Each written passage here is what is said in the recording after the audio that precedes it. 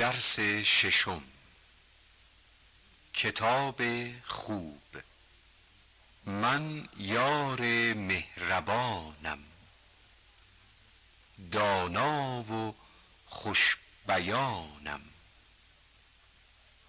گویم سخن فراوان با آنکه بی زبانم. پندت دهم فراوان، من یار پنددانم.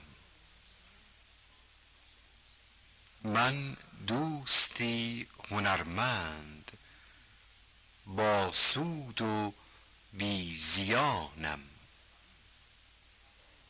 از من مباش غافل، من یار مهربانم.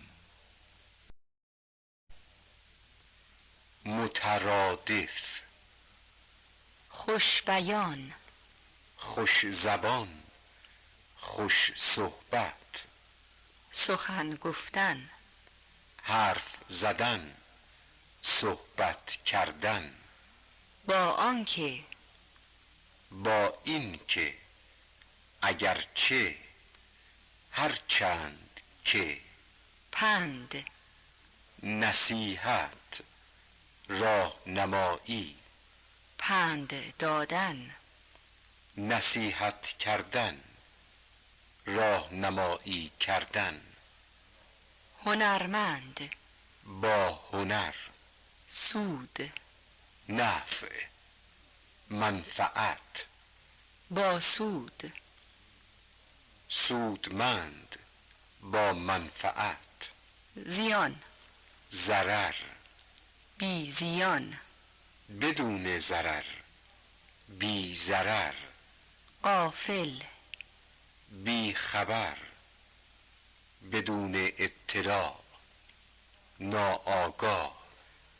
غافل بودن، ناآگاه بودن، بی خبر بودن.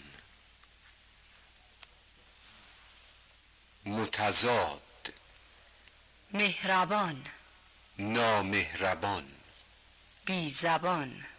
زباندار. هنرمند، بی هنر، با سود. بدون سود، بدون منفعت. زیان، سود، منفعت، نفع. بی زیان. مضر، پر ضرر، زیان آور. غافل، آگاه، با خبر. غافل بودن، آگاه بودن، با خبر بودن. پسوند مند: هنرمند، سعادتمند، علاقمند، ثروتمند. دانشمند. ابوریحان بیرونی، دانشمند بزرگ ایران، در سال 362 هجری به دنیا آمد. ابوالحسن صبا آهنگسازی هنرمند بود. او به ایران و موسیقی ایرانی سخت علاقمند بود. امیدوارم عروس و داماد زندگی سعادتمندی داشته باشند. داماد مرد ثروتمندی است و عروس نقاشی هنرمند است.